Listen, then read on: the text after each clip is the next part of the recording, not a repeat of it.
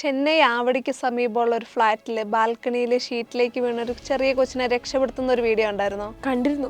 കുട്ടിയെ രക്ഷപ്പെടുത്തി കഴിഞ്ഞപ്പോഴാണ് ശ്വാസം നേരെ വീണത്. ആ വീഡിയോ കണ്ട എല്ലാവരുടെ അവസ്ഥ അത് തന്നെയാണ്. ആ കുട്ടി രക്ഷപ്പെടുമ്പോൾ കിട്ടുന്ന ഒരു ആശ്വാസം മാത്രമല്ല ആ വീഡിയോയുടെ ഭംഗി, എല്ലാവരും ചേർന്ന് കൂട്ടായ പരിശ്രമം കാണുമ്പോൾ കിട്ടുന്ന ഒരു സന്തോഷം കൂടിയാണ്.